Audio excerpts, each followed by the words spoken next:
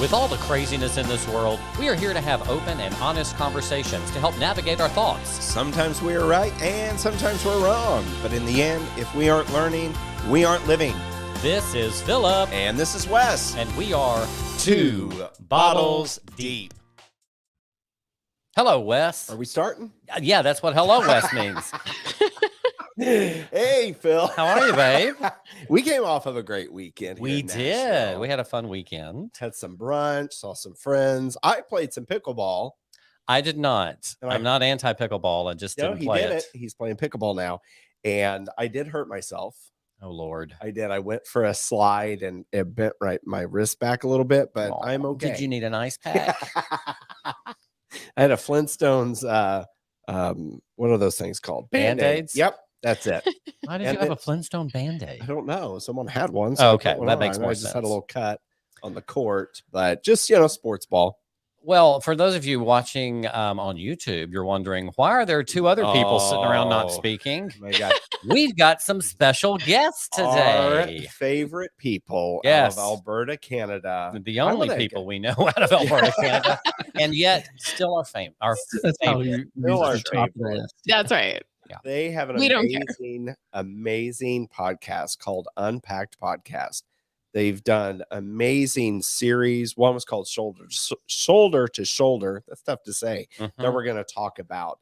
But we're happy that they're here today. It's Tara and Evan. And their podcast delves into the intricacies of the human experience, celebrating life's imperfections. Yeah, and they have these great engaging dialogues with counselors, thought leaders, and storytellers, and explore the depths of what it means to be human. They embrace the resilience born from significant setbacks and moments of vulnerability, aiming to inspire a more authentic way of living. I say we jump in. Let's do this. Without further ado, welcome Tara and Evan from the Unpacked Podcast. Hey, wow, this is crowd. Guys, please. We're trying to talk. That's exactly how I enter every room. I just said that's exactly how I enter. Yeah, you brought the crowd. Yeah. How are you? We're good. Good, yeah. Happy to be here. Very happy. We're happy to have y'all here. Wes and I always like to start off with a really intense quiz so we can get to know y'all. Great. I'm going to assume you know everything there is to know about Alberta, Canada. Oh, no. The test starts now. We have 3 questions. We'll do them quickly. Okay. Every question you get wrong, we're taking 10 minutes off this episode. So, kidding. All right, here's your first question. And Wes, you're up for this too, because Wes knows so much about geography. All right, here's our first question. Wes, did you know that Canada is larger than the U.S.? Yeah, because it's over the whole top. Yeah, it's the second largest country in the world. Here's your question. Okay. All right. 90% of Canadians live within how many miles of the U.S. border? Wait, that feels like numbers. So that would be. Oh, it's lots. 90% of all Canadians. It's it's the second largest country in the world. It's huge. But the point is that a significant number of people in Canada are trying to live close to the Americans. So how far away, like 90% of them live how far away within how many miles of the U.S. border? Let's say 50. Okay. I don't know miles. Yeah. We use kilometers. Kilometers. I don't know what you guys are talking 2 kilometers, and I'll quickly do it. You'll adjust. Totally. You're the worst. You totally can do miles. Mean. Miles. What's a Don't act like you. I'm gonna say 100 miles. You're much closer. Tara, do you have an answer? I have no idea. Well, much the price closer? Yeah. Can I just pick a number? Close to without going over? Live within 150 miles of the U.S. border. Okay. There you go. And the rest just barren, it's I gotta guess. Be cold way up there. It is. That's probably the reason why. Yeah. It makes sense. All right, question number 2, very quickly. What's the official animal of Alberta? Tara, you know this one, of course. This has been let's ask her. One of your favorite questions. Last time you were out camping, what came to mind? What? The official animal of Alberta? Like, it feels like there would be a few. You know, the Canadian wilds at the zoo that nobody likes going to? It feels like it'll be like beaver, moose, something like that.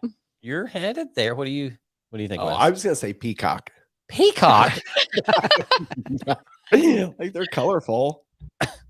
That's what you think about Alberta? All right, turn his mic off. Okay. Evan, I'm going to say the deer.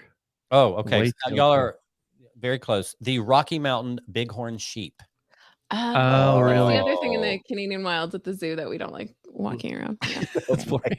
All right. No one final goes to the answer. Canadian wilds at the zoo. We see the Canadian wilds everywhere we go. Yeah. There's no point Oh, to yeah. watch them in the zoo. All right. Okay, Final what's the next one? question. Driving from Nashville to Alberta, Canada. How many hours does it take? Oh, okay. Okay, just wait. Can you do this? I can get really close Okay, go. because I have. All right. You've driven to Tennessee. Yeah. Oh, yeah. I've been to Knoxville. Okay. Oh, wow. I would say Wes is blown away by that. That's amazing. It's like you've traveled. We don't leave Yeah, Alberta. we're allowed to leave. Straight driving. Yeah. 30, Day driving, whichever. 36 hours. 36 hours. Wes, do you have one? I have no clue. Tara, you know this. I mean, you. Obviously, it's 38. Oh, 35 hours. Wow. Evan, that Oh, was see? very. Price We'll is give Right, you that you one to win. There we go. Wow. That was pretty close. I'll give Yeah. you a little. Oh, Well, yeah. Good job. Thank you guys for indulging us in this fabulous quiz. And thank you for joining us tonight. We really do appreciate it. We have been talking with you guys for several months. Then I got the time zones wrong. Sometimes so it's because we can't figure out time zones. And other times is we know y'all are super busy and we're busy and trying to find a time. But our podcast and your podcast shares some similar things. And I find this super interesting. So I was very excited for us to do this with you guys tonight. So why don't we start with give us a quick bio, no more than 30 minutes each on your life. Now, a few minutes. Where are you from? What do you do? How do you know each other? Okay, sure. So I grew up in Edmonton, which is just like another place in Alberta, and then I moved It's more to than Strathmore. 150 miles from the U.S. border. Oh, you're the 10% that doesn't live there. Okay. Well, but then I also moved to Calgary, so then I don't know. Anyways, so I've lived here and grew up here most of my life. I work in marketing and communications for myself. I have my own business, and I've been doing that a long time, mostly in nonprofits and working with like entrepreneurs and those kind of things. And yeah, I'm married and I have a little 4-year-old who is adopted, and he was born in South Africa. So that's a bit about me. We met because I ended up working for you, but I actually met you because my husband was in your youth group. Yeah. So that's how I actually know you, from like Strathmore. I was the youth pastor, so we'll get to my story in a second. But and I did youth trips, and she came on one of the youth trips. I do not remember her at all. One time. Wow. At all. You are not memorable. There was a lot of kids there. No, I was not. But I believe her because there's a picture of her on the bus. Oh, So yeah, that's how I believe her. That does it. Otherwise, she's, I didn't want to Not be very noticed, trustworthy. if I'm really honest. Like, I don't like drawing attention to myself. So I probably was like, whew. Well, you Nobody nailed that saw one, me. then. Yeah. and in this context, if you're not a church kid, you really don't want the pastor to notice you. Yeah. Yeah. When Which I wasn't. So. Yeah. So that's I was just actually just trying to date the guy that I ended up marrying. So that's what's happening. Worked out. she Was was he on the working in the system. Yeah. He was on the youth trip as well. Yeah. Yeah. So yeah, that's how it works. She married her high You're school. like, sure, sweetheart. I'm religious. I'll go. Yeah. I love that. What about you, Evan? What's your story? I was born in Calgary, Alberta, so right here, but I was raised in the province next to us, which is even more rural, Saskatchewan. That's how you say it. And then came back here as an adult, kind of right in my 18s. I was a pastor for 28 years, first doing youth and families, and then transitioned into church planting. And so I became the lead pastor of a church plant here locally in the town that we're in. And I was doing that for about 10, 11 years. I did that. Almost 12. Sorry. Wow. I was a pastor for 28 years. 11 of the 12 of the last years was as a lead pastor. And now I've transitioned into coaching. And so I'm a personal and corporate coach that works predominantly with the tool of the Enneagram to help people kind of understand themselves, their personality types, the way that they see, and so that they can come to know themselves and work well with others. I am married for almost 30 years.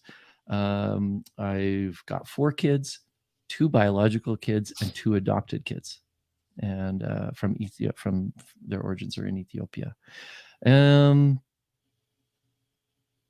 am a stereotypical Canadian in that I still play hockey. I'm almost 50. I still play hockey. I still watch hockey. I still scream at the TV while watching hockey. Yeah.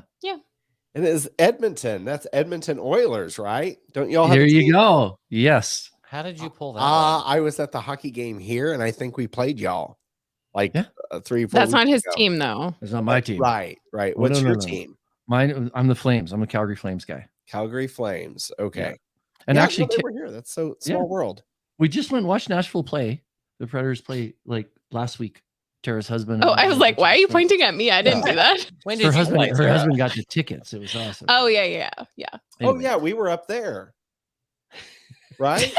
Hold No, on, we were. Yeah, No, you the were up National here. Predators were just there. Yes, you were. I heard that on the Yeah. news. So I went and watched that So game. you were It was there. fun. No, I did not go there. So y'all met, like y'all have a great story. And if the listeners don't follow the Unpacked podcast, you have to. We have a lot of religious listeners. So I think this episode, your story, the evolution of things, the people you've met, I cannot wait for you to tell all of that. Yeah.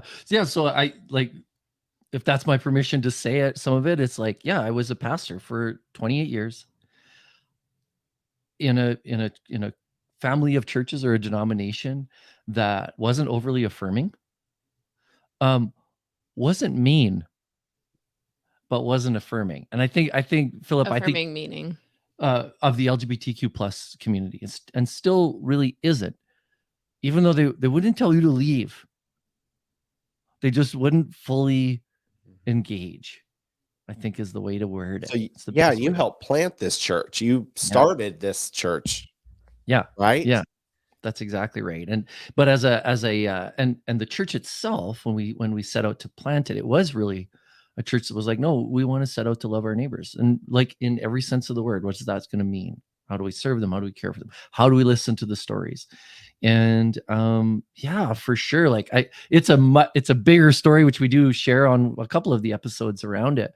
But I experienced a real transformation in theologically my understanding of how I think God sees the gay community, how God understands and loves all people. I think that was a challenge for me. Like I was one of those, fired up youth pastors that was like trying to save the world and was pretty sure I knew exactly how. Mm-hmm. I think that's the best way to say it. Okay. And when I look back now at that period of time in my life, I look back at it with some real fear and trembling that I caused harm. Living out that passion or trying to be what I was certain I was supposed to be about, and what my tradition had taught me. But I've always been this pastor. This is kind of a strange brew about me. It's like I've always been the guy who's like, okay, religion is not God. It's just the thing that you do. Right. So it's like, so I always knew that. So there was always kind of a pushback on religion. Like real rule breaker.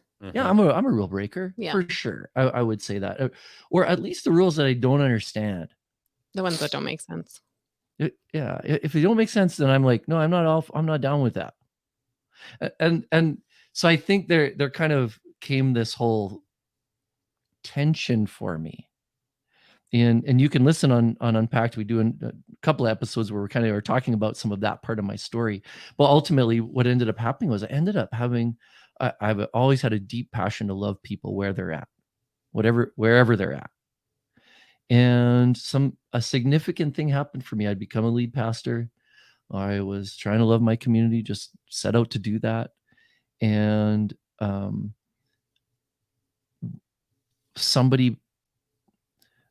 a gay couple in our city came to a funeral that I had done for a former mayor.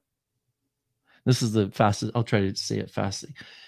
And their version of that story was that they were sitting there listening, and while I was sharing the story of the life of this man who had made a difference in the community, one of them just said, "If I ever die, you got to call that guy." And unknowingly had kind of said that, and they kind of made that kind of commitment to each other when they left that funeral, and not realizing that only 7-8 months later, one of them would die in a very tragic accident. And so his partner reached out to me and said, "Look, we met you. I'm telling you the condensed version. We met you. This is something that Claude has said to me. And now I know you've seen, he passed away in a very tragic accident. It was very public. All of those kind of things. We're in a small town, conservative. Alberta is a very conservative province, the most conservative of all the provinces in Canada, in my opinion, in a small town. And so this gay man had passed away, and it was like his partner was just simply looking for somebody that could care for him, care for them, and honor his partner and the life that he had lived. And I wanted to love people. So I with some fear and trembling, I did it. And it began something that I would have never in a million years have suspected. And that was that, after doing that funeral a few months later, the gentleman's name is Kevin. He was just kind of felt compelled to come to church. So he came to church once, and I was like, oh my gosh, I don't know what to, there's a gay guy at church. What do I do with this? We're a church plant. That means we're vulnerable, like you're a baby, kind of thing. And I remember my mentor saying to me, I was like, I'm called to love people, period. So I'm going to do that. Well, what do you think here? And he was like, I wonder if this guy has something so significant to offer that only God could send it in a message with somebody that you're not so sure about, you don't know what to do with. And so you should listen to him. And I did. And listening has never been hard for me. I've been passionate. Unpacked is all about listening to stories. That's actually something I get really passionate, excited about. But in the listening of stories and telling the truth to each other, it was just a fascinating journey for the two of us. And of literally like going for lunch with them at the local Boston Pizza. And I was like, I sat down with them and I go, listen, man, I got to be honest. I want to be honest with you when we start this conversation. I don't know where I'm at on this issue of LGBTQ plus. At the time, it wasn't even that many letters. We weren't even using that many letters. So I don't know what to do with that. I was scared to say it. I didn't want to hurt him, but I also didn't want to give him the impression that I was like, I knew what to do with that. And his immediate response to me was, me neither. And it started a friendship. I don't know how else to say it. I was like, okay, well, this guy's trying to figure stuff out too. Me too. We can figure this out together. And we just have become the best of friends. And still are. The episode that you're talking about was one of the ones that Wes and I really loved too. And it's wonderful for many reasons. But before we go any further than that, I'm interested too, from both of your perspectives. And growing up, what was your exposure to our community, the LGBTQI plus community? And what were you taught? Did you have to unlearn things? Was your family more open than you thought? Like, where were y'all when you start engaging with the community? Yeah. So for me, I didn't really grow up in the church at all. And that was for like a couple of reasons. So my mom's brother is gay, so my uncle, and I grew up pretty much knowing that, but always like my family was very open about that. I also have like divorced grandparents, so that also is kind of like a unique thing too. So my grandma is a person of faith. My mom believes in God, but we didn't go to church anytime, like any consistent places or anything like that. Partly because of their experiences with the church and some of those things like divorce. My mom was also divorced and a single mom, and then my uncle. And so I grew up kind of knowing that there were spaces he wasn't allowed and accepted in. And hearing his perspective and hearing how they wanted to protect him and loved him, it gave me a very unique perspective on it. And I honestly didn't really think there were many places where I could have faith and actually be a part of a faith community.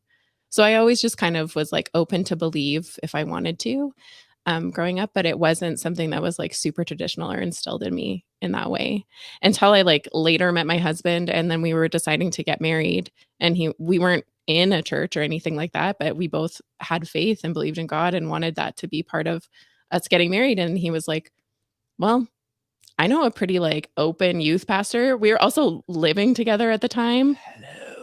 Uh-oh. Answer is So I just didn't look him in the eye. I look at you in the eye when we talk about this.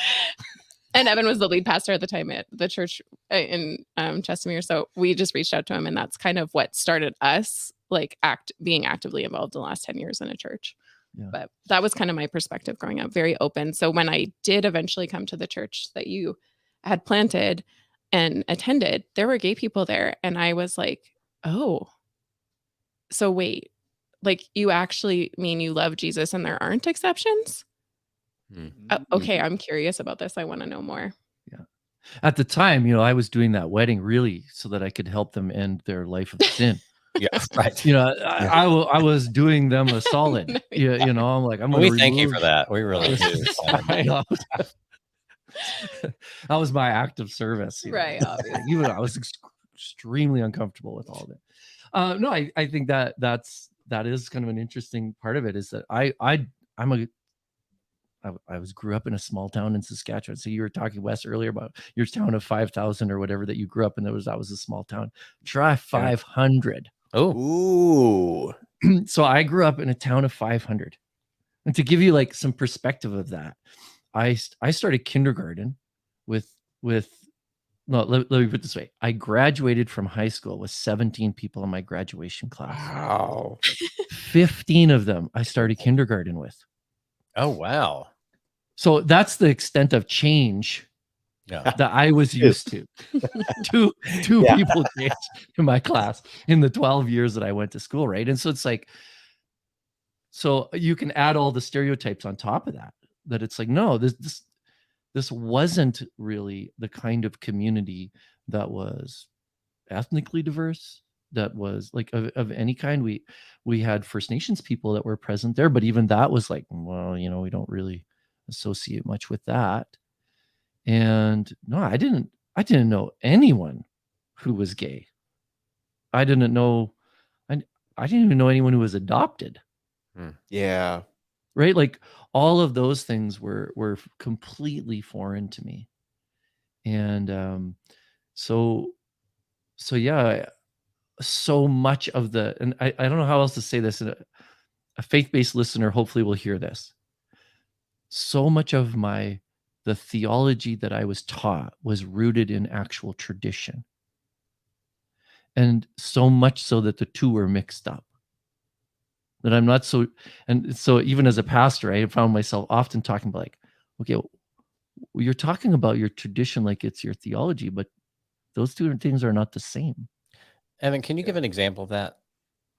Yeah. Oh boy, that's a good one. Because I do understand what you're saying, but I wonder if people listening I think you're right. Yeah. So read your Bible, pray every day, pray every day, pray every day, right? Read your Bible, pray, and you'll grow. Will you? Yeah. Maybe. Right? This is a tradition. It's a tradition that we were taught, but it turned into theology that it's like, no, if you weren't reading your Bible, then you weren't a devoted Christian. And so much so that you would say the Bible says that you have to, right? And it's like, well, actually the Bible doesn't say that. Even right? Like there's so many references to even how we would worship that are actual tradition. They're not actual forms of worship that were described in the scriptures. An example of that might be the songs that we choose to sing. That actually when people went to worship in the scriptures in the Old Testament, they actually didn't sing. They brought sacrifices. Right? But it's like, Oh no, we sing because the Bible says we sing. Do we? Yeah, we So do the idea here, of but maybe not there. Yeah. Yeah, and I think that's one of those kind of interesting things where it's like the theology just mixes into tradition and you don't know the difference. And like I knew somebody that we went to their house, they were cooking a roast for a meal, and they had their door cracked open on their oven, just like a couple of inches open on the oven while it was cooking. And I was like, "Hey, what's this about? Why are you doing this?" And she said, "Oh, that's how you cook a roast." I was like, "Oh, well, I'm not a cook, so I guess I don't know." My mom must have been doing it wrong, which was hard for me to admit because I don't think my mom does anything wrong. But I was like, "Oh, that's so strange. I've never heard of that ever." So she ends up asking her. She's like, "I'm going to ask my mom why we cooked with the oven door open." So she asked her mom why they cook with the oven door open. This like a couple of weeks later, she comes back. She's like, "Strangest thing.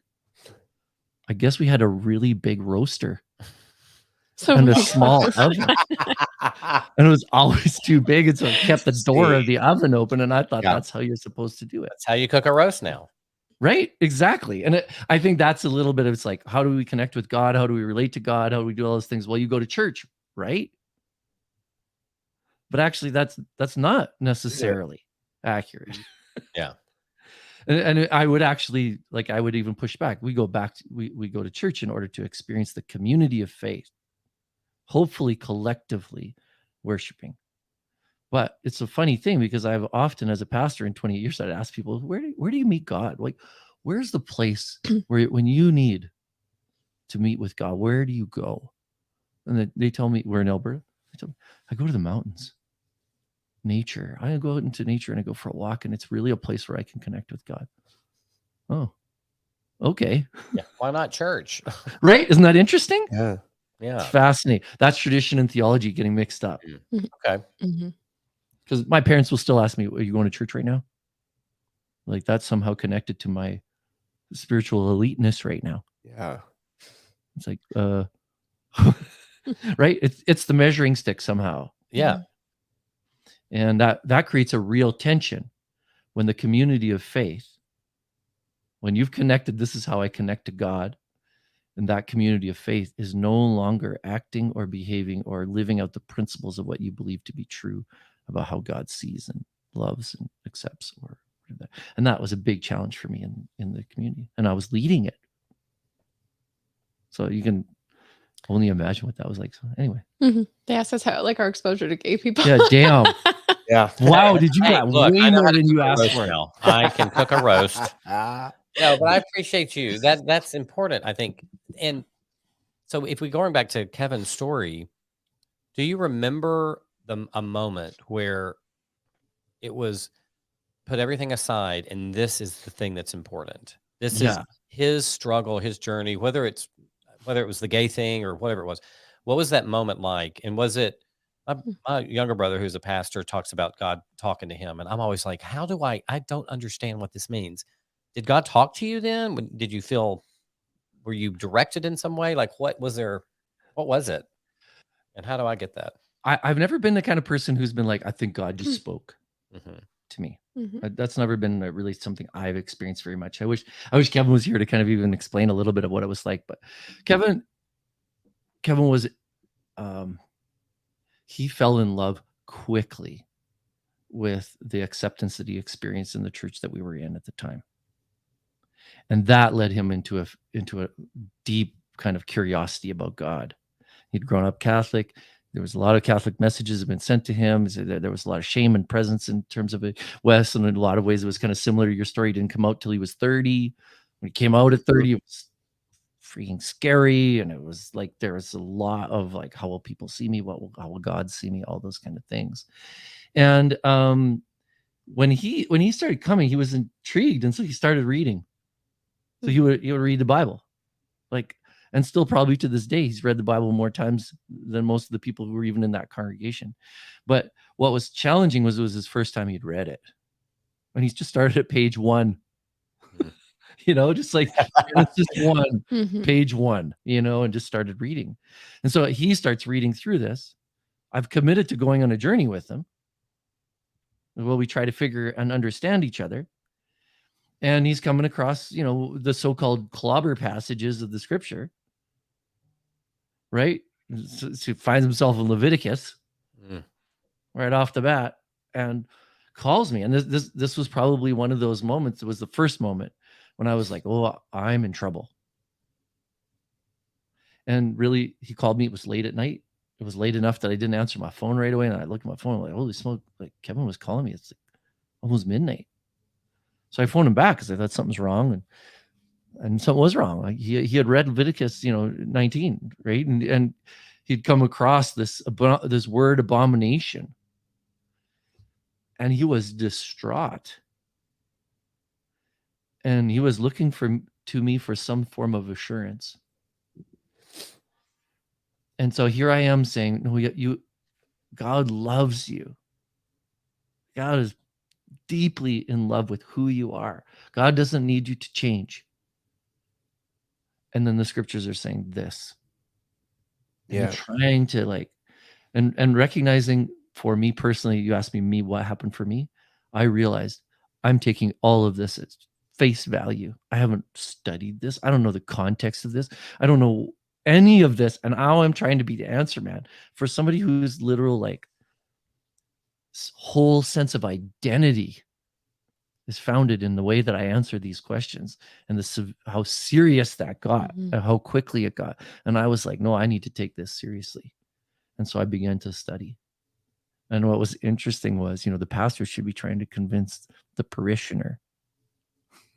That should be the way it should be. And or the way we're told it should be. Not what happened. And I started to go, no, there's issues with my literal interpretation of this.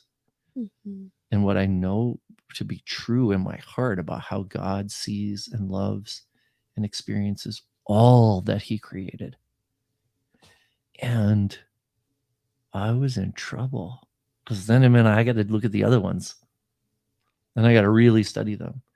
And I discovered the context in which the general mainstream evangelical world, in the very least, has come to understand the scriptures is a complete misunderstanding. It's based on tradition and not theology.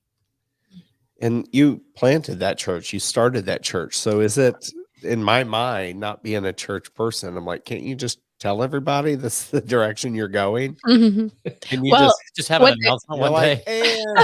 FYI, we like gay people. Thank you. Marriage everywhere. Can't you encourage the elders, and don't you lead the direction of that? That's or is that more the Yes. I was just going to say what we didn't say really, because the denomination had its stance, but when I started going, Kevin was there. There were other gay people there. In some ways, you're in this, you're in charge of this own community that you create, and you're not necessarily having any outside kind of influences. So it was safe, and there was authenticity, and there was people knew. It wasn't people are like, wait, people are gay here? It was known, and we were really loving people here. There wasn't an exception, but there was hope, I think, for me, when I did learn how the denomination felt, and that Evan couldn't do a wedding of any kind for anyone in the LGBTQ plus community. There was hope that the history of the denomination was quite progressive. So, okay, they're going to take time, but they'll get there. We're already here, so they'll get there. But things shifted and changed. Yeah, there's an interesting thing where it's I always used to tell people, if you want to see change happen, you got to be consistent and you got to stay. That's what you have to do. But then there also comes a point where you start to realize in the staying, you're now complacent to what's happened or what's happening.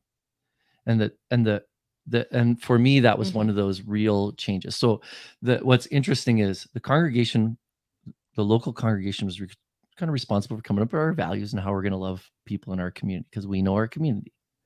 But there's an overarching way, and this is how most denominations operate, is there's an overarching body that oversees how the pastors will act, what the pastors can do, and how they can do it. And that was our case. So, and our head office is out of Chicago, actually. And so it was more so we always say, well, Chicago says that you can't do these things. And there was one thing there. It was an interesting thing. Like I signed a contract every year saying I'd live in harmony with the covenant of this agreement, like the promise of this agreement. And but when you read the fine print, it was like you can't do a same-sex wedding. You can't pray at a same-sex wedding. And that was hard for me. That one was really hard for me. I was like, wait a second, even if I think that this is the worst thing that could be happening, I've gone into prisons and prayed for murderers and rapists and people who have caused immense harm to others. And you're saying, I can't go to this loving ceremony and pray? Yeah. Without losing my job. And that one was a bad one for me. Mm-hmm. That one was like, no, I'm not going to withhold the prayers of God or his people. I won't be doing that. Well, and I think there was just like, it didn't make sense. It doesn't align. There's no, and this is the rule doesn't make sense. You shouldn't follow it. Right. But also like as time progressed too, like it came a point where the conversations were starting to happen at that level and they weren't going in the direction that I had hoped they would. Yeah, and me neither. And I think that was one of those points where it was like, for me anyways, it kind of came to the point where I was like, I was hoping that we would move forward and minds would be changed. And there came a point where I was like, no, they're actually telling me the truth. Mm-hmm. So they're actually saying no. Mm-hmm. So no means no. Yeah. So I'm trying to make a joke about it, but it's like, yeah, okay, I'm in this place trying to cause this group of people to change their minds on something they're telling me they're not going to. Then I had to make a choice. Right? I either lead my congregation away from that family of churches, right, to become non-denominational or however you want to talk about it, or I make a conscious choice to move on. And we tried to have the conversations. So I tried to lead us in a direction that was more in union and more in harmony with what we believed our community needed. Mm-hmm. And it didn't work. Yeah, that was probably the most heartbreaking. Yeah, and I think, along the way, that's kind of one of those hard things. I just wanted to talk about it. I was like, no, if we can't talk about as soon as you can't talk about something in any organization, right, doesn't matter if it's a church or anything else, as soon as you can't talk about something, there's topics that are off limits. You're no longer running a place that's hospitable for everybody. Right. Because what ends up happening is people have those conversations anyways. And so the way I used to always say it, I'd like to have this conversation in the big room. Because if we don't have it in the big room, it's going to happen in the hallways. And I guarantee you people will get hurt in the hallways. Mm-hmm. If that makes sense. That's the metaphor I would always use. No, people will get hurt in the hallways. Because people will say stupid shit with not knowing who they're talking to or about, or they'll be talking about, how the gays are to somebody who's gay, or to somebody whose child is, mm-hmm, or to a child who's struggling with these things like we've talked about. And I was like, no, people are going to get hurt. People are going to get hurt. And like, I wish I could tell you people didn't get hurt. People got hurt. I got hurt. Me too. And I think those were that was what has been most difficult. Kevin got hurt. And I think like the thing we tell in this series too is we talk about like we tried to have those conversations, and also like it was somewhat revealed that some of the values that we had believed people were on the same page about, some of the ways that we were going about things, our board was not on the same page and had a lot of fear around having this conversation in a bigger way. Yeah. And it made it really difficult, and it hurt people in the process of trying to talk about those things. It's fascinating. This is like my quick thing I was telling somebody actually this morning. We were talking about it. When you start a grassroots organization, typically you started out of a passion to do something important. If it's a church, and this was us, we started a grassroots organization because we believed that, in a sense, God was asking us to do something unique in this place in terms of loving our neighbors. So we started to do that. As you start to do that, in order to maintain that organization, you have to do some institutionalize it a bit. So you start trying to do what you need to do to protect the organization. But you see, organizations are designed to protect themselves. That's actually the nature of an organization. Mhm. And so you start, what's so interesting is the passion that you grow in that grassroots organization gives you a sense of belonging and value and purpose, and like all of those things are taking place. And so when it's time to institutionalize it, you start to try to protect those things. What you don't realize is you're protecting yourself, the things you love about those things. And that immediately means you're starting to say, this is who we are. Every organization should do that. What they neglect to do is to recognize that they're also, in saying this is who we are, they're also saying this is who we aren't. Yeah. And I think that's where it happens. How hard was that to, it sounds like Kevin was this catalyst, right? What, I mean, this was is so he kind of that person that kind of got you to be like, let me go this way? Kevin was a catalyst in changing the way that I understood how I read the Bible. He changed everything. My friendship and relationship and my attempt to explain to him all those things went, oh man, I'm shot. This is a shallow answer for somebody who's desperately seeking truth. So he changed the way I understood God's love, how much bigger it was. My friendship with him and others in the LGBTQ plus community grew my understanding of how much God loves all that he created. But Kevin was not a catalyst for moving the church towards being more inclusive. He was actually quite quiet about it all, which is fascinating. You know, we've had a conversation already about this. He was actually very quietly just loving people and figuring out how he was loved and that God loved him, and right, like all of those kinds of things. He wasn't pushing a gay agenda at all. Like at all. It was me. I was. Yeah.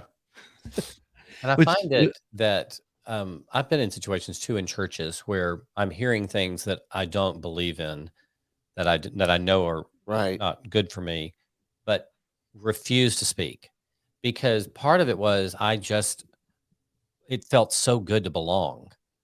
Why mess up a good thing? Why rock the boat of this beautiful church? 95% of the people are nice to me. I have a small group. Like, I can see why anybody, it doesn't have to be gay, but anybody in a situation where they're finally feeling belongingness. And if there's that, you said it earlier, if there's like that one thing you don't agree with, do you just stay? I thought about that again when you both were talking about your church experiences, is for gay people, like, and I would love both of your advice on this. Let's say you go into a church and you read their charter and you agree, let's say there's 12 things on the charter. One of them, you're like, don't love that one. Do you need to find a church where you truly are 100% behind everything on the charter? And if not, then should you stay quiet when they talk about the thing that's not the thing you agree with? Does that make sense? I mean, obviously I'm talking about, for me, it's, can gays get married? But I've been to churches that I loved, that I also knew that I was not welcome to be married there.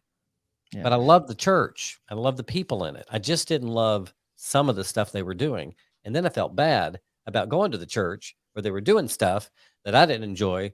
And it's like, what do I do here? Like, do I just find the perfect church? So that's a 32-minute question. Well, I have a response to it for two things that came to mind when you were saying that.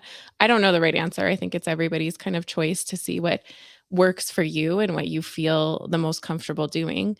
But I do know, like, one of the things, if they're upfront with what they believe, I respect that. I can respect knowing that these are the people who are welcome and these are the people who are not. So actually, I would love if you would just say that. Then I know and I can make a decision. It's like just always knowing where you stand. It's like a nice thing in a relationship to know where you stand and if someone's upset with you and if you don't belong there. I would rather know. It's very painful for me to be unwanted. So I can imagine that would be very difficult for anyone else. It's also a deep value for me that people are known and loved and seen, and that doesn't come with exceptions. So for me personally, I choose not to be a part of, and I voiced my concerns and ended up leaving the church that I was working in and serving in and participating in, and my husband and I just both felt like, well, if you're not going to care for this one marginalized group, I'm not sure you can care for any others. And are you going to have a voice for other ones if you're not even willing to recognize that you're ignoring this one?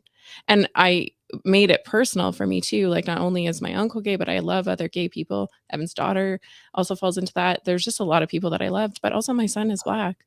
And I was like, well, what conversations are happening about racism then? And is he safe here? And am I safe here? Yeah. So those were the questions that I started to have. And when there wasn't a willing conversation and even a dialogue that we could have, or that leaders were willing to participate or even talk to me about that, I knew it was clear that was their answer. And I wasn't comfortable in that. So I think it kind of has to be a personal choice, but I knew what I valued in the process. There are churches here in Nashville that the congregation split. So a celebrity went to a certain church. She came out for gay rights. So the pastor followed, and then people did not like that. They lost half their congregation. But then I also know straight people who have left one of our mega churches here because they weren't all inclusive. Like, everyone's welcome. We're just not going to talk about it.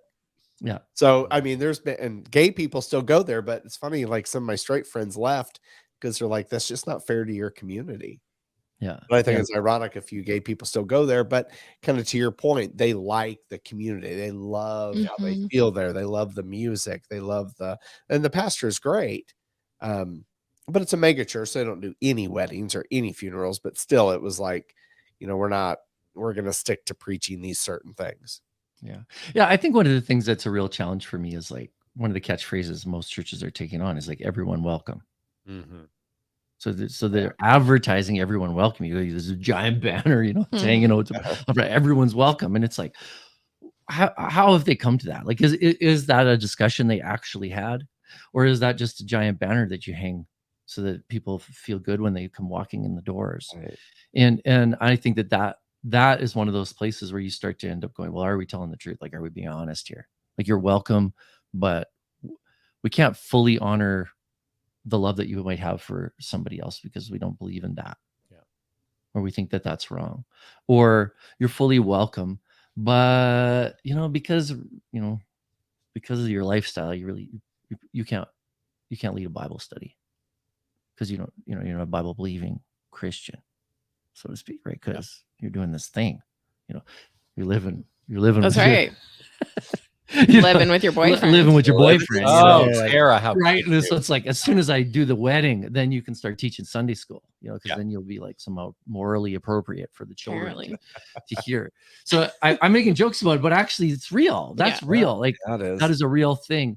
So to answer your question, like, my response would be, so that you got 12 things on the charter. Do you have to agree with all of them? No, I actually don't think unity means total agreement. Mm-hmm. I don't think that that's what that means. Mm-hmm. We would like to think that, but I don't think that's what it means. But when one of those charters harms people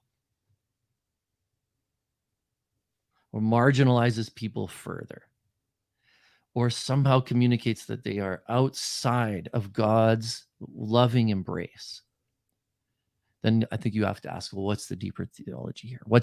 Not the tradition, what's the deeper theology of the overarching whole story of God that we read in the scriptures? And that's when you should have a problem with that. Yeah. Right. And so that's where I think that is the moment where you go, no, this isn't fully honoring. How is this caring for the children? How does this care for the teenagers? How does this, and that honestly, like, so to be straight up, like, I didn't try to lead my church towards being more inclusive for Kevin's sake. I didn't do that for any one individual at all. I did it for two reasons.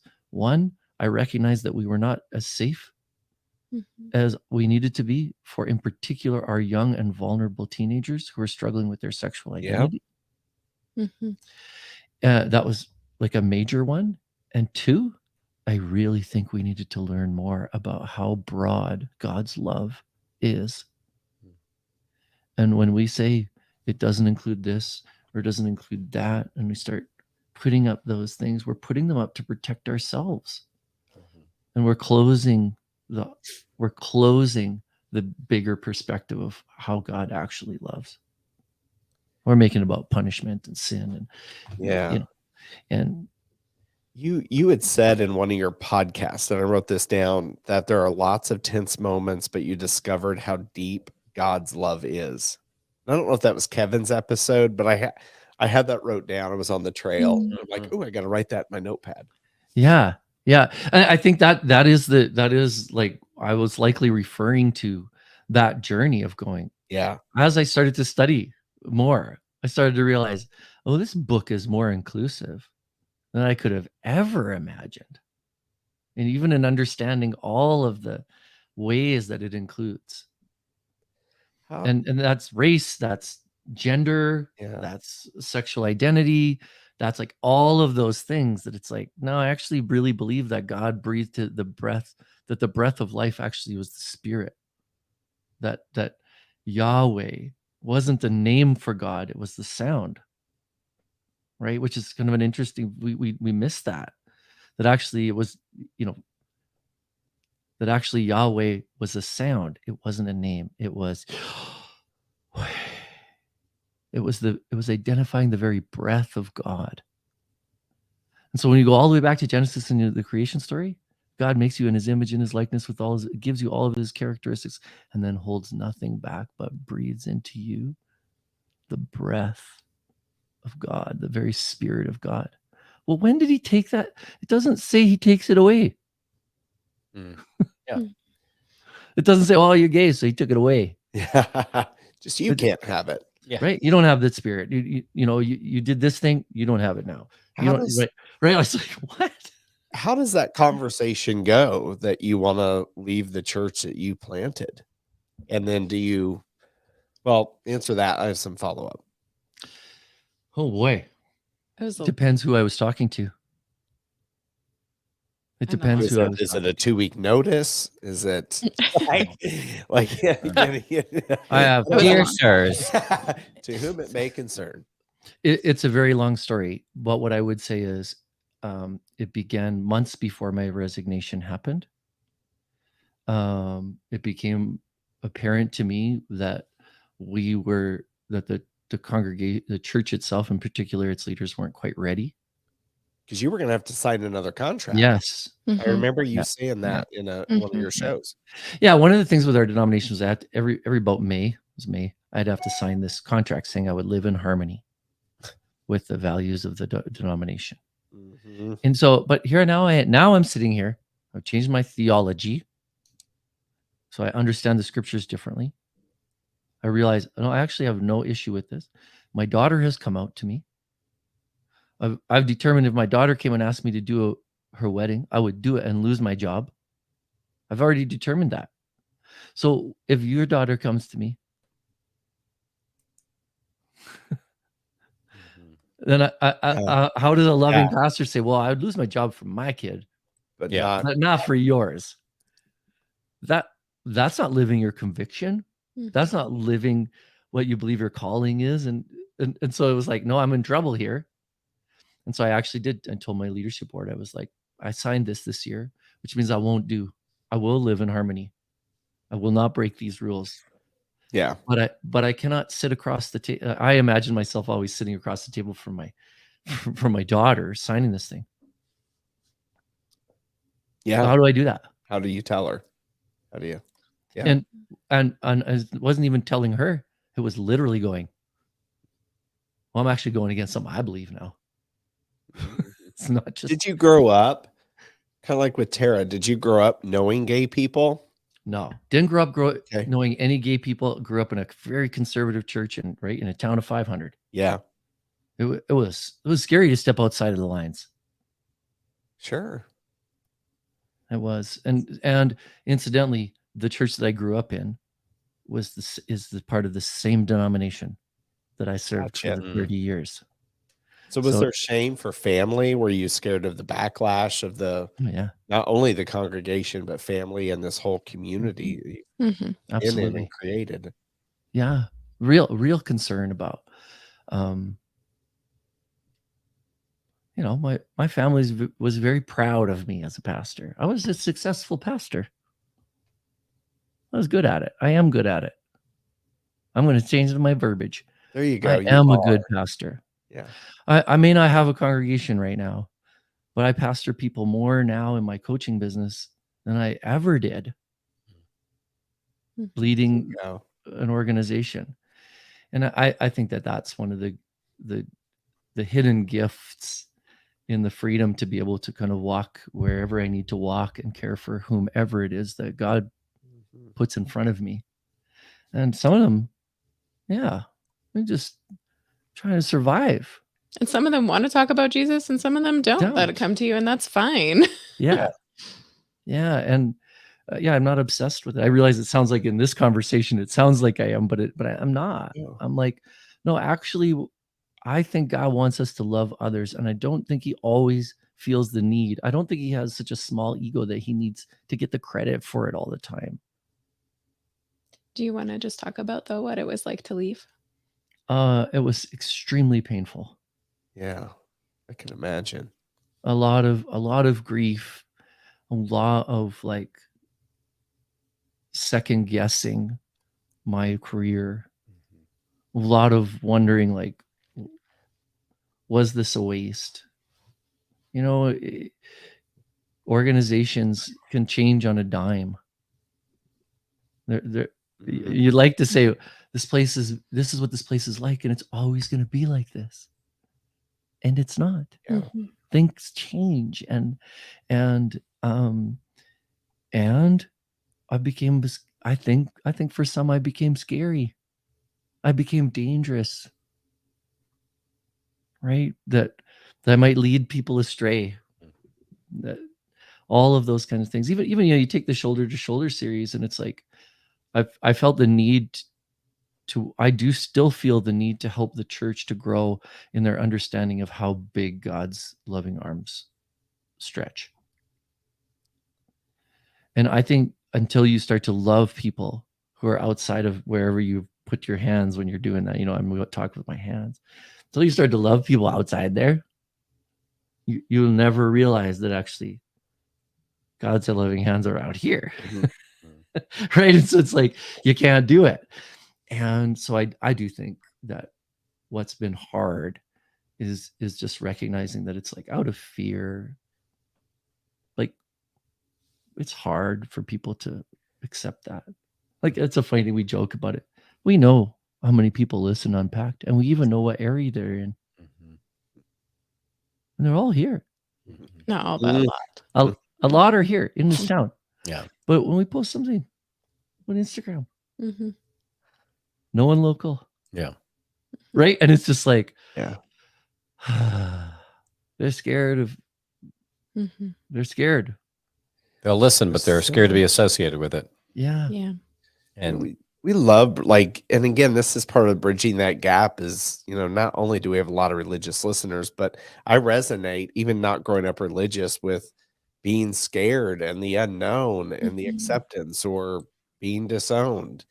And it's the fear of the unknown. We say that a lot of people in our community. It sounds a lot of like coming out. Right? It's like, and then some people are afraid to ask, because they're scared of the unknown. They're scared of this community that they don't know much about because it's the LGBTQ plus. Right. So it's just I'm like resonating, even though we're totally different people raised differently. Yeah, and this isn't the same, but it's sort of the same. When I finally said, no, I'm actually, I'm a complete, theologically, I've moved over to the other side. I think I'm theologically fully inclusive. It was like coming out of the theologically coming out. Yeah. Now, I was choosing to do that. It was a choice. It wasn't so connected to my identity like it would be for you when you're describing your story of coming out. That is so much different in that it's connected so much to your identity. I was making a choice. You don't have a choice. You True, either live true. happy or you live in Point. hiding. Mm-hmm. Yeah. And you so it's mentioned too about being, you still feel like you're a good pastor. And one of the ways you do that is through your podcast. Pastoring, I've learned from my brother, is not a majority of it doesn't happen on the pulpit. A lot of pastoring happens in the world, in the community, with friends, family, strangers, and all that. And I think one of the things that y'all do really well is the kind of low key pastoring, but doesn't feel like pastoring. I love that. Yeah, we're totally using that. Yeah, it's like low key pastoring, but you don't realize that you're being pastored to. It's just like it's a conversation, and I think the few that I've listened to of y'all's episodes helps me realize that there are people who are really straight people that are struggling to understand how they feel, just as a gay person is trying to understand how they feel. Like everybody's struggling with something. Yeah. Yeah. Right? It's not unique for us to struggle. No one's struggling more than anybody else. Like everybody's just, it's a, be a shit show at times. But I think y'all do a really, really good job of that. And so that's one of the first things, because the first one I listened to was, I think it was called Coming Out You. It was y'all had some college kids and that were kind of telling their story. And again, just y'all listened and provided a platform for them. And then the one with Kevin, which I would highly recommend any gay person listen to. I think that's a really, really good, just a wonderful story of how two humans meet and change each other's lives. That's it. It's just 100%. That's it. It doesn't have to be anything about gay. It's just two humans meet. But tell us about your podcast. How did you get there? What does it mean to you? Tell us about this, because I want to make sure people can find you guys and start listening. Oh, thank you. Yeah. Well, it was like a couple of years of Evan saying no to doing a podcast. So we were working together. Yeah, right. You guys know the story, right, Wes? You know what's Yes, ma'am. Yeah. So I had this idea for a couple of years, and I was like, you would be great at this. Like, we have such good conversations as a staff team. We both listen to a lot of podcasts, and we have good conversations and questions and things. And I was like, this is so interesting. I think people will listen. And he disagreed for a long time and didn't really feel like people would want to listen. Yeah, I think I always just was of the opinion. It's like, no, people listen to me every Sunday, and some of them fall asleep. Right. And there is even like a scary factor to come. It's like they come to church and they listen because God told them they need to come to church. And listen. So they're literally being forced to listen to me for 25 minutes. Like that's the way I would always talk about. So I'm trying to, keep it interesting because they have to be there, or else, hellfire and damnation, is coming. So when she asked me to do a podcast, I was like, I don't think people want to listen. I don't think they're going to tune in their car.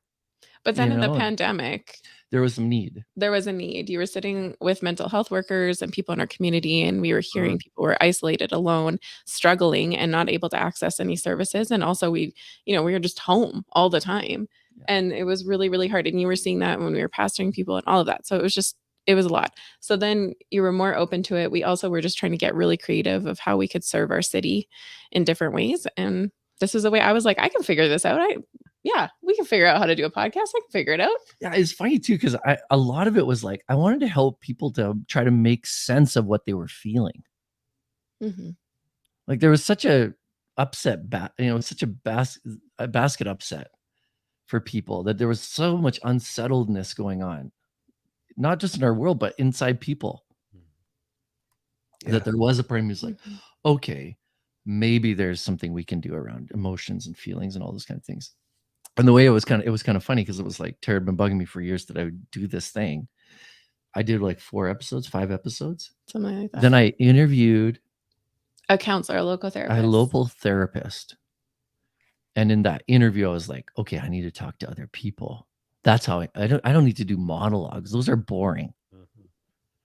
I need to talk to other people. Yeah. And then it wasn't but a couple of weeks later, and I was like, no, I need somebody to help ask the questions I miss, and to help me stay on track, and to be a partner in it. Mm-hmm. And at that time, I was Tara's boss. So I was like, guess what? You had a great idea. Project for you, Tara. You thought you were going to be behind the scenes. You thought you were going to be editing and just like You're now marketing it. And I was like, oh no, you're the person. We should do this together. You should join me in this conversation. And we'd already become friends. Our families all hang out together, all of that kind of stuff. So it was like, no, we can do this together. And that was kind of how it began. And you know, we've talked about this. You evolved as a podcaster. Yeah, like I really don't like being up at the front of the room, being on stage. Like I would much rather do all the behind the scenes things. So I had to figure out how to be on the podcast and like talk. And talk. Yeah. This is one of the things, my sisters, my families, they're listeners. As I'm sure your families are listeners. My sisters, this was happening like in the first year. My sister's like, I'm really loving Unpacked. I really love the conversations you're having. Tara asks the best questions. And I'm like, wait a second. She really? Does she really? Yeah. And but it caused me to pay more attention. And it's so true. The way that we have learned to work together has changed so much of the way that our guests feel. I'm using my gifts. I can answer a question immediately and on the spot. I'm fast at it. I'm going to try to be funny. I'm doing all that kind of stuff. I'm good at keeping the conversation rolling. And Tara sits there and listens and listens and listens. And then when she asks a question, the question is so articulate and pointed, and it gives our listeners a chance to share what's happening inside of them. And that's how we have, I think that's how we become a little bit more successful at podcasting. And we love it. And we have such a shared value in storytelling. Yep. So that's the basis of everything, is people telling their stories and really being vulnerable and telling what they've learned about themselves in the process. And then we use like the Enneagram, which is Evan's tool that he uses in coaching and those kind of things. But those have all been ways that we've been able to connect with people. And it's much easier to hear a story, I think, and learn and grow from it and want to try something and get brave than people just giving you advice. Yeah. Even just heard us share a story. Like, what'd you learn today? Right? Like, you just learn so much more. And we were both like, God, are people going to listen to us? And are people, you know, we've talked about this. We're like, well, people resonate, and then people do with little things. I mean, even out of a whole episode, it could be one line that really sticks with someone. And then you forget you said it, and then you get an email. It's like, oh, I don't remember that, but it made a difference, you know? Yeah. Yeah. Sorry, I didn't mean to cut you off. I just thought of two other questions because I'm so brilliant. Speaking of great questions. Speaking of to another podcasters, I find this is a funny part. Do you think is it weird when people come up to you and they say to you, "Oh, I'm sorry, I haven't caught up on all your episodes." Like, that's the first thing they'll say to me. I'm so sorry. I have not listened to everything. It's been so much. It's like we knew. And then I have to then make them feel better by saying, oh, don't even listen. Like, it's not, no, you are busy. And then I'm like, no, but listen when you have time. Like and subscribe. I just find that strange when people feel the need to tell me, like, I haven't listened. I'm like, okay, well, I didn't know you were thinking about listening, number one. So this is funny. So I got to respond to that, because it's like, that's the story of my life. Do you know how many like people come up to me like, I haven't been to church in a while. Oh yeah. You've had it your whole life. I'm sorry, I haven't been. You're like, I'm at the grocery store right now. I'm just trying to buy food. Like, yeah, exactly. And it's like, you know, I always would make jokes about it. Like, I know, I saw the chart. Yeah, right. There's like only 10 stars on that chart. There's 52. You should have the columns blank, right? But yeah, it's like, it's that so funny, right? That is. Yeah, people are like, oh, I haven't listened much lately, and you want to say, well, you really should, you know. If you want to get smarter, listen. Your loss, right? Yeah, you know, but absolutely, that happens. And I would say this too, like, what you guys are doing on your podcast is so important. Every episode, there's something to learn. There's a moment of authenticity and genuineness about not just the two of you, but even the guests that you've had on. To miss out on any one of those Oh, is to yeah. is to not have a more full understanding. Like I was telling one of my kids this week, I was like, do you know that every conversation you have, every book you read, everything you listen to, like contributes to how you think and how you see and how you experience the world? Why wouldn't you want to pay attention to all of that? Yeah. It just grows you so much. And to me, I'm like, so what and I'm in growth and transformation now. I do that. I was in that my whole life. This is what I realized in becoming a coach. I'm like, oh, I've actually been passionate about growth and transformation my whole life. I've been actually quite a bit less passionate about the church my whole life. What I really want is it for it to be a safe place for people to grow. Mm-hmm. That's what I want.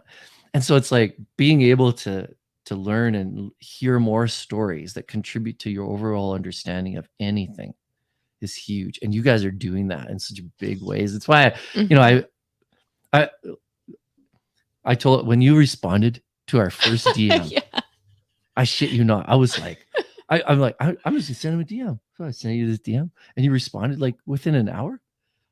I phoned Tara. Yeah. I was so excited. I was like, they responded. They're down with this. They're totally down with this. We got to figure this out. We have to get them on because I respect so much of the way that you're doing it. I was like, oh, thank you. they're going to be on Unpacked. I can't believe it. Yeah. And then there was that whole time change excuse, and there was a couple of hours. Like, oh, maybe they don't. Did you think we were ghosting you? Yeah, we were a little worried Like, you were going. I also get it. I no. totally get that. I can't apologize enough for our. No, we're actually not It was trying to funny. make I you was feel like, I bad. came on too strong. Yeah. Oh, people need to hear this. Like y'all are like, I'll be out. Speaking of like Radnor Lake or Shelby Bottoms, and there's That's like a deer. lake, by the way. There's Yeah. Radnor Lake, Shelby Bottoms, like these nature preserves, and there's deer walking by, and I'm listening to your episodes, and the one where you were at the university, and I just hope our listeners listen, because it's like the way you present things, and it's just calm, and it's especially down here in the States, it's every big podcast is bickering, and it's almost reality TV, and it's just like, y'all are just so calming, and you learn so much. It's a opportunity to just learn something new, kind of like reading a book. People are banning all these books and stuff, and I like to read it. And I've read books, from Black people. I didn't turn black. I think if people read gay books, they're not going to turn gay. Like, I don't know why. And like as you said, Evan, it's like, you learn so much from different perspectives. I'm reading some Vanderbilt books, and I haven't turned that rich yet. Is this about the Gilded Age? The Gilded Age. Oh, I'm Lord. obsessed with the Gilded Age. But my point is, like, your Unpacked is so great. Shoulder to Shoulder is so great. And I hope any young person, because we have parents that email in, young people that email in, people about relationships. And I think we do. Like, I've always wanted to find a church, but the Methodist church here have a rainbow flag outside. So at least that gives me, I'm like, oh, okay, that's cool. I'm like, do they need that? But then that helps marketing, because I'm like, oh, I know I could go there. Yeah. Yeah. But what would you say to someone that's kind of where you were in the middle?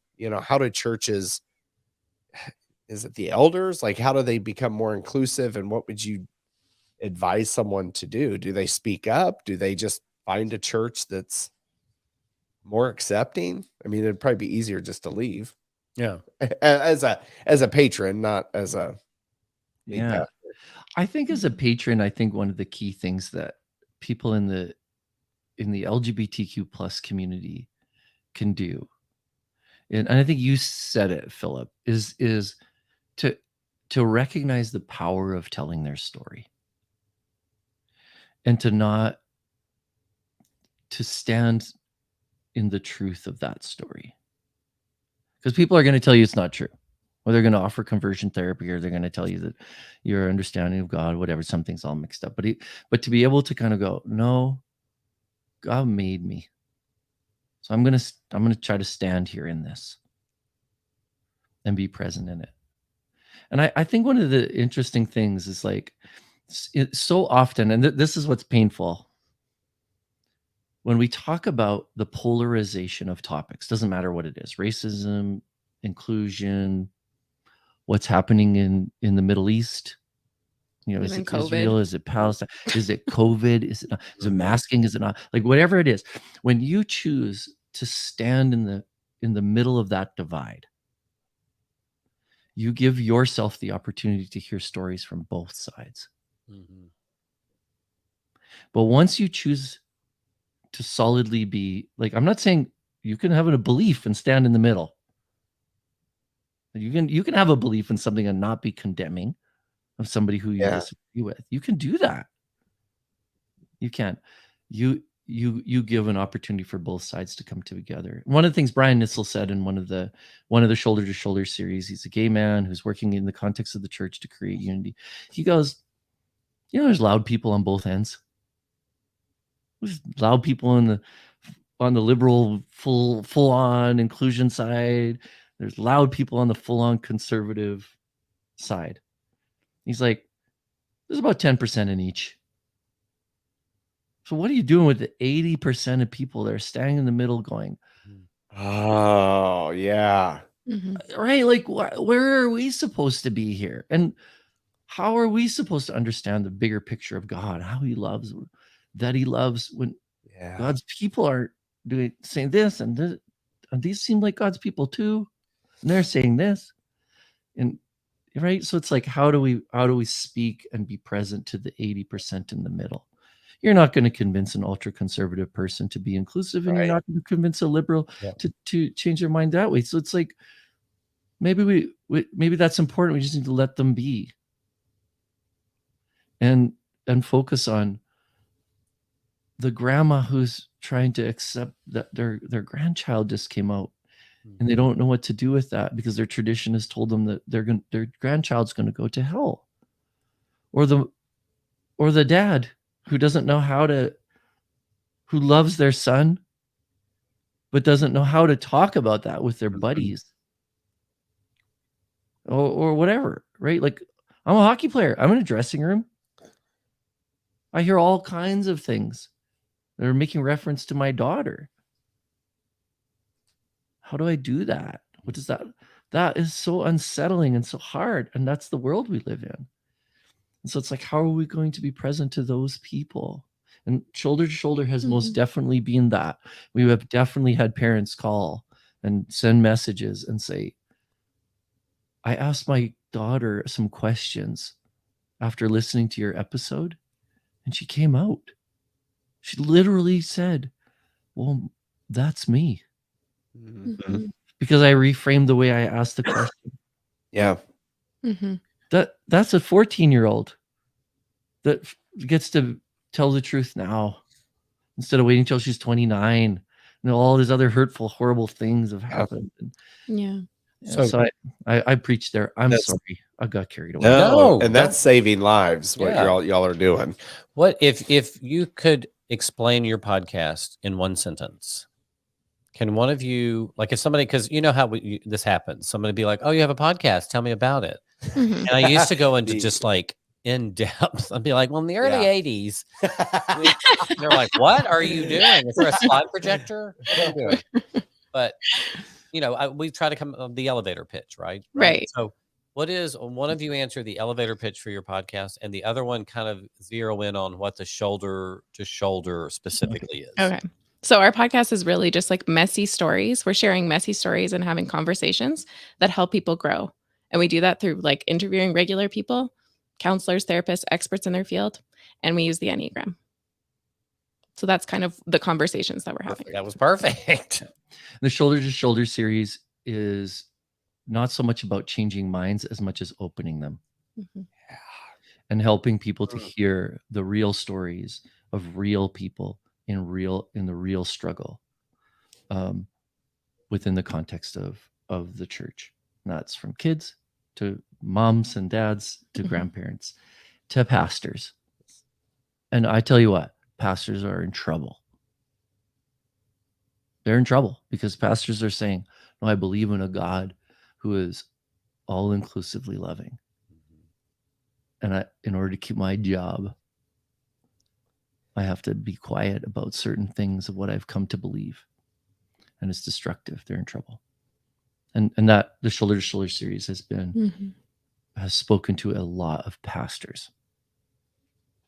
And they reach out to me. I coach them. I talk to them about how do you live fully into what you believe and keep your job. Like, can you, that was the position I was in. I either don't say what I believe or I lose my job. Well, I mean, There's and that helps change. That helps just opening Mhm. minds and conversations and what we're taught. And it's just this is because I mean, if I had not talked or experienced life, I would still be stuck in that. I would, and that was back in the day. So now they have resources like your podcast and therapy and just having conversations, Enneagram, all the different personality tests. There's just so much, like it's just more open now. And I hear my brother talk to his kids about stuff like that. That never would have happened with us. So I think we're in a better time, even though there's still some people that have to pull the reins back of, I've left companies because of ethical decisions, but then a lot of people couldn't say what they wanted to say because of in fear of losing their job. Mhm. Yeah. It happens everywhere. Mhm. Yeah. I think it's happening for pastors. I think they have a love for people. They Sure. love God and love people. That's all pastors are trying to do. Yeah. And what do you do then Mhm. when your understanding of how God loves people and how you've been called to love people starts to have a tension between the organization that you lead that pays you? It's so hard. Mhm. all right. So how can people find you guys? It's deep. Yeah, we're like you guys, we're everywhere. So like you can anywhere you listen to your podcast, Apple, Spotify, all those places. And then we have a website, unpackedpod.ca. And then we're also on Instagram and Facebook and yeah. Yeah. And I love y'all's website. Oh, thank you. Love. Thanks. I'm looking through it. I'm like, oh, good Lord, I've got so much time I've got to spend on a website now. Because you describe Set the bar episodes high. well. It's very Yeah. engaging. It's great. So anybody listening, Oh, start that's there. great. Yeah, start there. You can get the episodes on the website too. Mhm. Get some background information. For Wes and I specifically, we focused in on the shoulder to shoulder, but there's plenty of different options within the subject matter all over the place too, which I love. I think that's one thing I love about ours too, is that we can kind of go in several different ways. Yeah, we can go where Don't you get go. bored to dealing with the same. Different. It's another gay man, So, but anyway, See, we don't have that going for us. yeah, well, you can't have it all, I guess. So, but we've really enjoyed being able to speak with y'all. We do appreciate again the flexibility you gave us. We were not great in terms of communication with a lot of stuff going on. So we are very thankful for that. Don't know how time zones work. Yeah, we don't realize how time zones work at all. Also, none of our day jobs. This is not our day jobs. Yeah. So totally That's the understandable. craziest thing too. It's like I thought about that driving home. I'm like, we have 4 people trying to work full-time jobs that are then trying to find another few hours to sit down and have good conversations. Totally. So I think it's great. I love you guys' podcast. I love what you're doing. And really respect you both for continuing this and reaching out and being such good allies to our community. It really means the world to us that you do these things. And I encourage people to listen, to reach out to y'all if they've got questions. And if questions come in about, gay stuff and you don't know the answer, I know a couple guys that can give you the old answers. So we'll be the resident gay men for questions if they have any. I love it. Awesome. Sounds a partnership. Yeah. Definitely a partnership. Yes, there we go. I love it. Thanks so much, you guys. Well, any final thoughts before we sign off? Love what you're doing. Yeah. Keep doing it. Keep doing it. It's important. Yeah. It's important. Thanks, y'all too. And I'm glad, sometimes we harp on technology and social media, but look at the good it does. Oh yeah. I know, right? All of us together. And wait, are y'all near Banff? Yes. Yeah, we're pretty close. Oh my God, I'm going. How do you know Banff? You didn't my know. gosh. Yes, it's a You didn't know where national Kentucky park. was last week. No, I thought like Washington and Oregon were the same state. He did. I thought Washington was part of Oregon, but it's not. I wouldn't say that during Crazy. the interview, probably. But I know Banff. Like I've always wanted to go to Banff. Okay, Oh, well, come here. Come Right on over up here. I got a place. Like, I don't have a place that I stay in Banff, but I know somebody who is very hospitable. And is in. Okay. Hold on. Did So he you wink? don't have And to he's worry. gay. He's Right. gay. He's very hospitable. Did you wink at us? Who is he winking at? No, actually, Kevin actually owns a place out in Banff. Sing Like, out Kev. in- Oh, that's Kevin? yeah, Kevin. Yeah, and his partner Joella live out there, and they Oh. would love to meet you guys. Oh my Okay, God. yeah, It would be I'm okay great. Yeah, with so if you want to come. Oh my God. It Definitely. would be so great to meet y'all. It would Also, be if you need help with your website, I actually do that. Like, I made ours. I know. It's my job. I So if you know. need help, let me know. We want to do that. We and want to do a lot of merch things, but you know how that goes. Like, yeah, Totally I understand. do know how it's that like I'll goes. do that next month. Yeah. That was 2 years 3 ago. years ago. It's website, whatever. All right. Well, we are very grateful Thank for y'all. y'all. Thank you so much. We appreciate it. For you, everybody listening. If you've got questions, feedback, comments, please reach out to us as 2bottlesdeep@gmail.com. Send us a fax, a carrier pigeon, whatever you want to do. We'll get back to you. And if you've got questions specifically for our guest today, reach out to us. We'll make sure they get them. And go listen. Give them a listen to at Unpacked Podcast out of Yes. Alberta, Canada. We now have friends in Alberta. Yes. So I love it. You do. Thanks, Tara. Thanks, Evan. Yeah, thank you guys, babe. I Thank hope you. you have a good week. You as well. I'll talk to you Love next you, week. buddy. Love you, babe. Bye.